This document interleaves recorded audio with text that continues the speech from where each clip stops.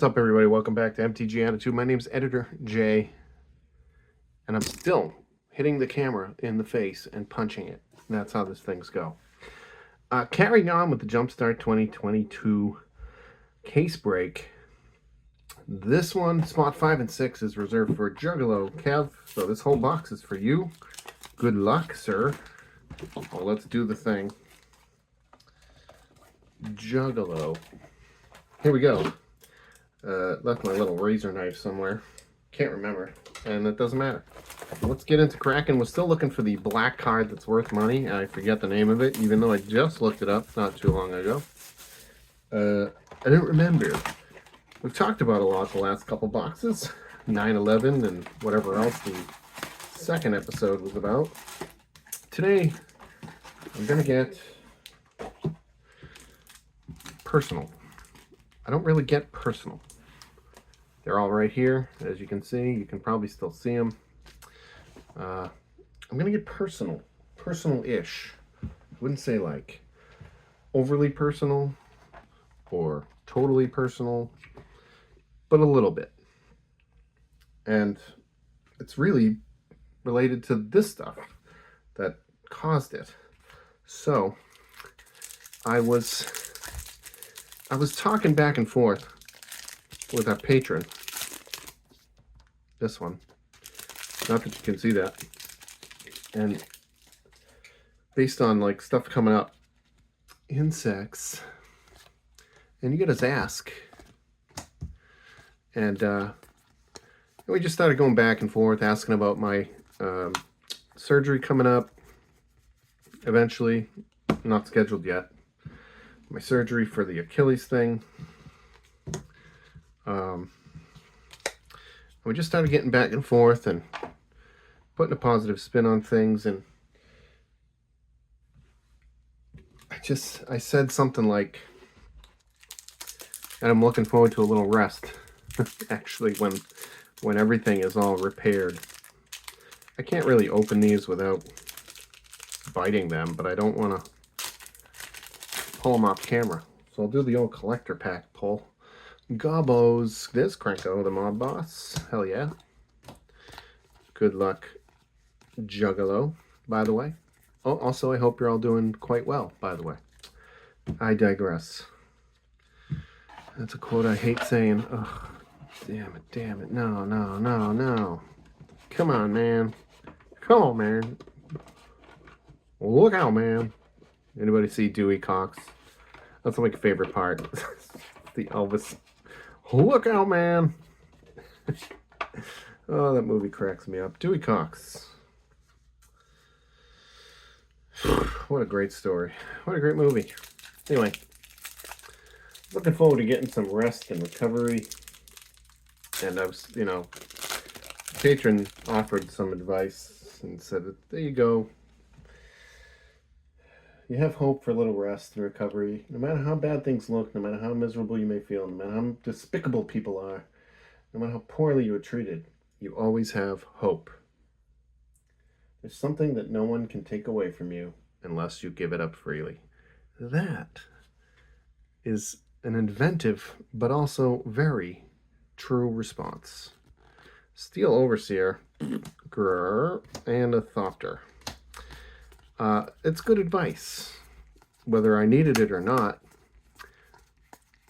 it gave me the feels, so to speak, in today's terms. It's sound and true.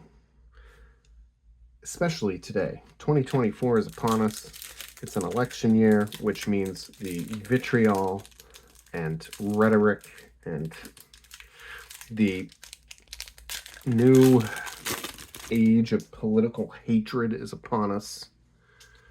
Landfall, where Avenger of Zendikar, hell yeah, where everyone has an opinion, and if you don't agree with it, they hate you and try to get you canceled, or shut up, or silenced, or shut down, or violence, or worse.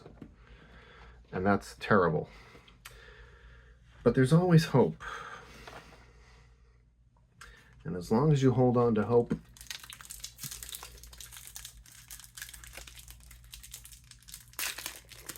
there's a chance.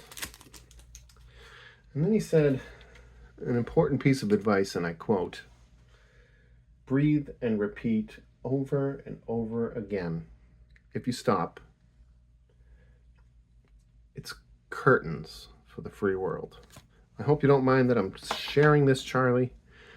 Old bones, but it is sound advice. No matter how bleak, benevolent Hydra and terrible things look, just keep breathing, man. Tomorrow will come, the sun will rise. It doesn't matter who gets elected. It doesn't matter what terrible things are going on in the world. It doesn't matter if there's hatred or division or exclusivity, or however I'm making up a word there to exemplify excluding people or whatever it is, whatever makes you feel bad or sad or depressed, just keep breathing. Which reminded me, by the way, not of Ardaz, the Cobbler of War, or the Goblin Ramblemaster, but reminded me of a movie and a quote that sits deep within me that really resonates. By the way, this isn't the personal part. I can't be sure how that's going to go, so think again. It hasn't come time, Alondra, for the part where I talk about me all that much, which is actually to clarify something. That comes out here, and such. But anyway, the quote. No, that's not the quote. I gotta look it up. I have to continue to look it up. And it's way over here, so I'm going to try to read it into this microphone, and hopefully it's recording. I'm going to just put that there for a second, because I have to lean over. This is from the movie Castaway. A lot of people don't like that movie by Tom Hanks, for Tom Hanks, with Tom Hanks, because it's just a guy on an island. But go to school. I'm invested in a lot of art. Like, I invest, not monetarily, but I invest my emotions into art, and I feel a lot of things, and I can get very emotional when it comes to things, or other times I just fall asleep. Baron. So today, if I watched Castaway, I'd probably fall asleep. The first time or two I've seen it was a extraordinarily dark time in my life, and I mean dark. It was very dark for me, is all I can say. It was tremendously dark. The most tremendous darkness. Anyway, it was really dark. I was having very terrible thoughts about living and life. And I was watching Castaway. Blink. Emil. Very good. Decent.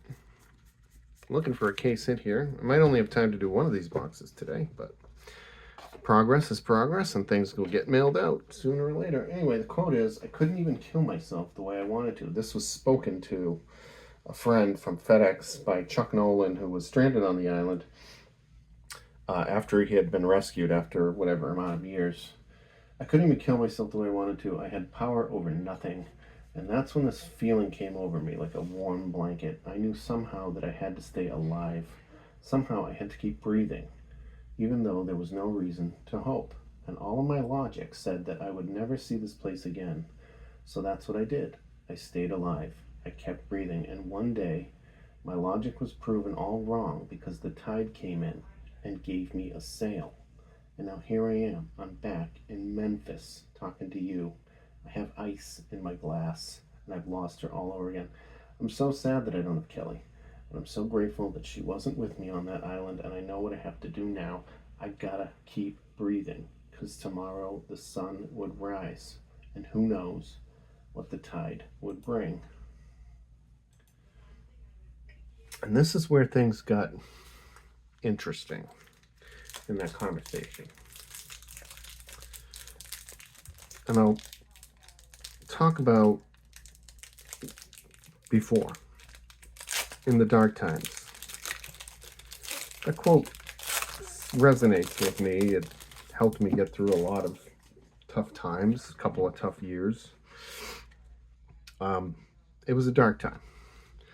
Zombies, and there's an endless ranks of the dead. It was a dark time. I contemplated my survival. I contemplated what I was doing with my life. A lot of things. I was a cook, probably like a line cook, making shit money. Gigantic. Rinaldi, and engulfing slagworm. That's my Paradise Druid. Love that card. I use it a lot. Anyway, it was just a dark time. That's all I can really say at this point. And being a cook, after somehow holding on for many, many years in this horrendously long, dark period of whether I wanted to be here or not, Tezzeret, somehow I became a sous chef, which I started to enjoy, but I hated the hours. I hated missing family events. I hated being so distant from everything. I was single all the time. Nothing ever worked out. I couldn't afford a decent car or a decent place to live or food. I struggled through most of my life. I was horrendously in debt. Treasure. Captain Lannery, with no hope of ever getting out of it. And I wanted to kill myself. And I watched Castaway. And that kept me going for a while. So here I am, sous chef. And all these years, I just kind of slugged along, whatever you want to call it. Fangs. There's a Rodolph and a blood tracker. Becoming what ultimately would be chef. I met my wife, I started having my kids, I became a chef, but then my kids were coming, so I got out of chefing and I went into nursing home food service as a director of food services and started trying to improve food in nursing facility that I was at, set the standard, and the place was just so friggin' toxic. I had to get out of there. Else, and something opened up at the state where I now work, Wildborn Preserver, trying to improve the food at the juvenile justice system and in the government, whatever. I can't, it doesn't matter where or what. And I never felt or hear that I ever made a difference. So, like, I'm bored. I'm always bored. And that's why I always leaned into creativity and writing and music and poetry and writing my little films and trying to get those made and my little TV series. Like, I leaned into that stuff because I have nothing else that was circle of loyalty that was making me feel like I was making a difference. Balin, other than being a dad, you know, I think I'm making a difference in somebody's life there. I think I'm doing okay, but I always feel like it's never enough. I'm not a good enough friend or son or father or husband or brother. Or I'm never cook, chef, food service manager. My menus, food's not ever good enough. Like, I always feel like it's just not enough. But then today happened. I'm going to open this pack and read one more thing. I think that's all I can get to, because I do have to go get the kids. And I don't even know if I'll be able to read it, because it was so moving. Speedy. And the background there is like, I've always wanted to be Kiki Jiki. That's not what I want to be. Ardos. I don't want to be Kiki Jiki. Although being Kiki Jiki sounds like party animal, and I want to have fun. Anyway.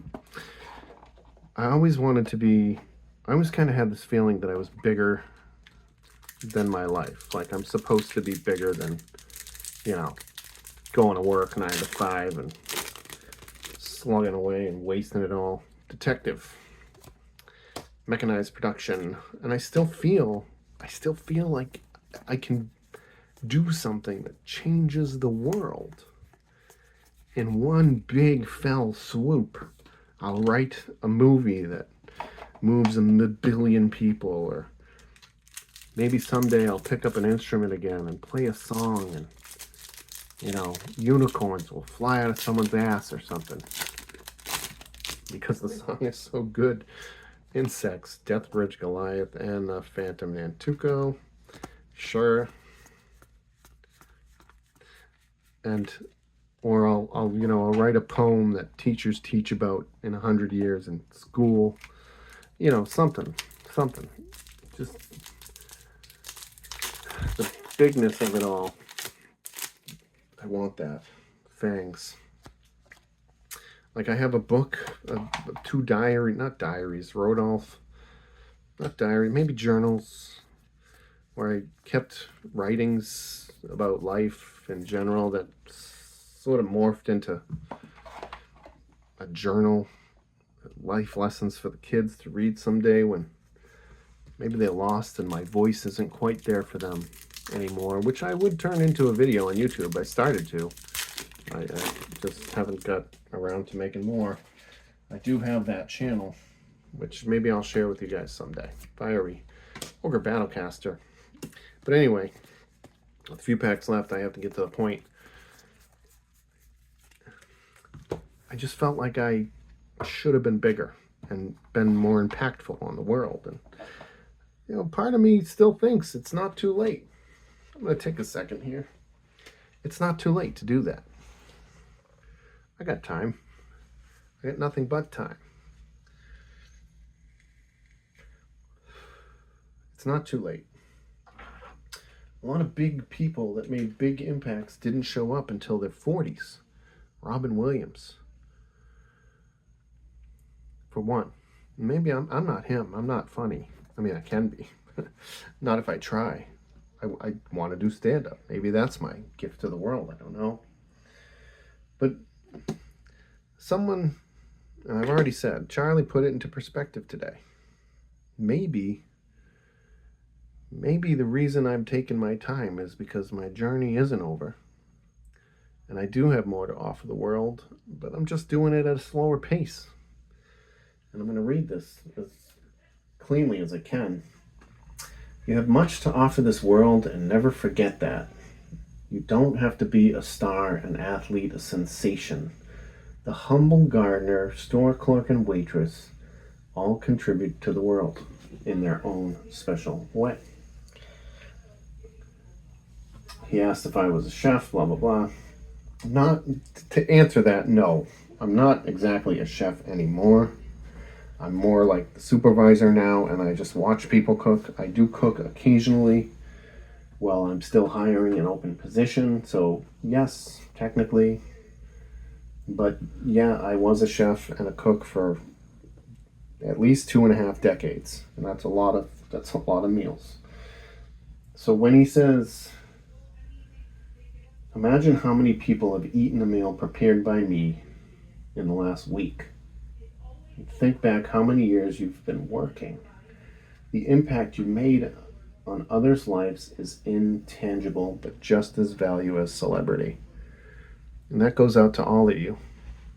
The little things you do every single day pile up, and you change lives. And that goes for the negative as well. If you hurt someone every day,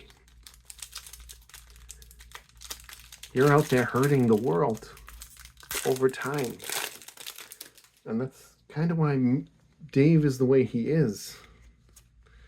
Suvelin is, and Guy and I can only try to emulate that by giving away stuff while we do this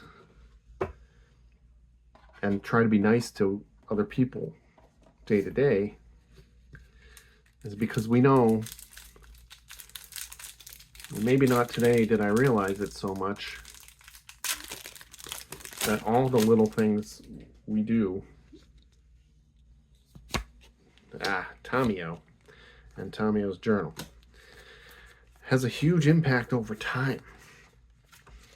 And it reminds me of Mr. Holland's opus, Richard Dreyfuss. No matter your stupid opinion about him, your opinion about Richard Dreyfuss' political views, but because he's out there right now, he plays a teacher, a music teacher who wants to be a famous musician, and he ends up teaching a music class for his entire life, and his life passes him by.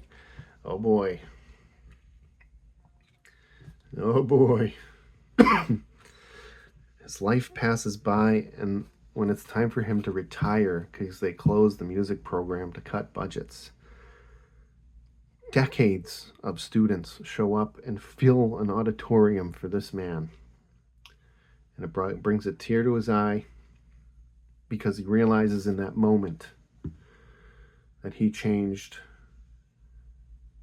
the lives of thousands of people. And I just realized that today.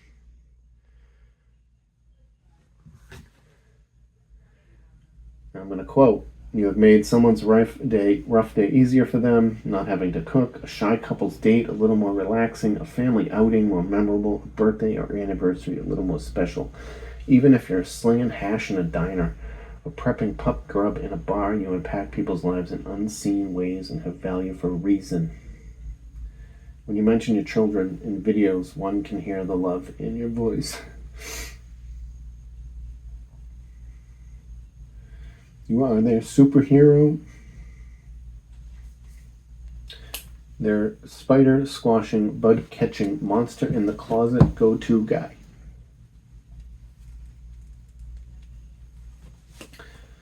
I cannot continue, because it once again moved me again. You are the person who teaches them to take chances, push their abilities, and expand their horizons.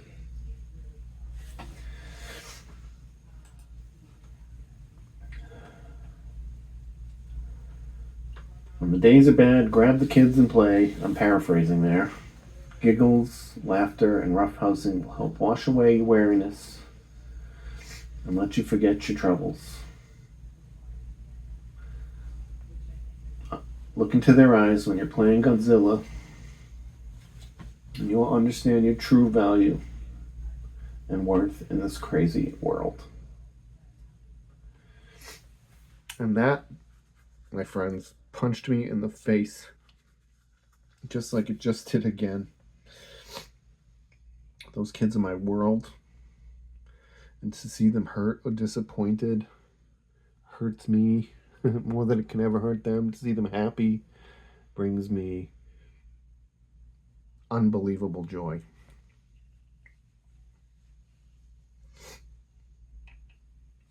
And that's really it for you. You have to find that punch in the face, that realization that you are worth more than you think. But with that said, I want to thank you, Charlie, for that kind message and life-changing realization. And a beautiful card that I threw on the floor from my friend Juggalo. Oh boy. Nice job, shitbird.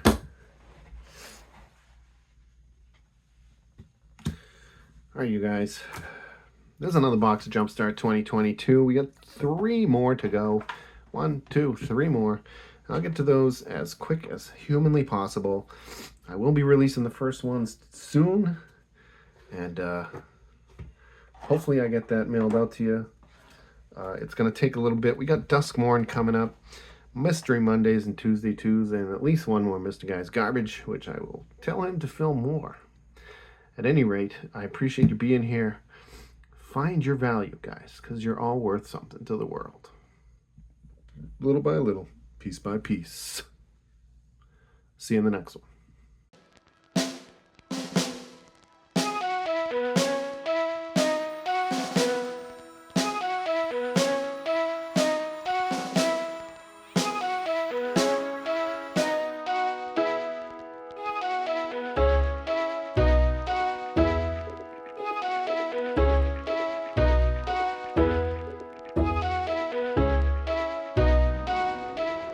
Bye.